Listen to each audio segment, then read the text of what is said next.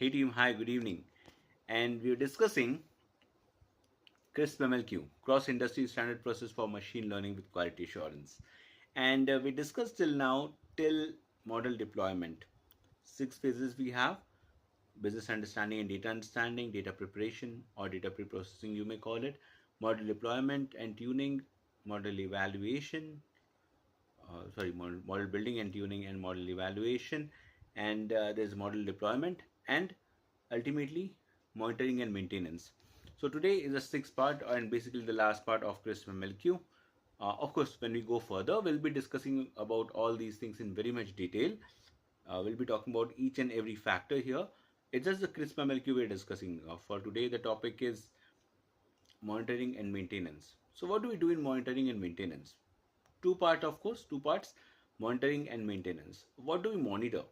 When we talk about monitoring and maintenance of a model in CRISP MLQ, basically, first of all, we check the parameters, the performance of the model, how is accuracy, precision, and all those things.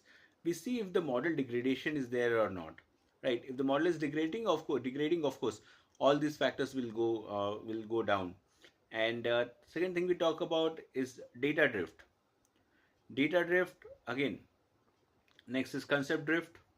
Data drift, basically the difference between training and whatever data we have, or trained data. That what is the difference between them? When we talk about concept drift, what is the underlying relation? The underlying relation between the factors and the label, is it changing? All these things we see: concept drift, data drift, and we will talk about covariate shift and all those things. Now, when we are talking about monitoring itself, we do all these things here. When I talk about maintenance, in maintenance, again, model upgradation. If there's upgradation and if there's issue, we do rollback to, right.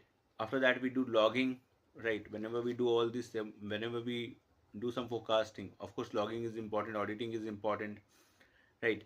At the very same time, when we talk about monitoring and maintenance, we generally say to the client, we generally tell the client that there will be different factors which will be affecting the monitoring and affecting the model itself, and we don't cover those topics. For example, we talk about pestle effects: political, economic, social, right, technological, environmental, and legal.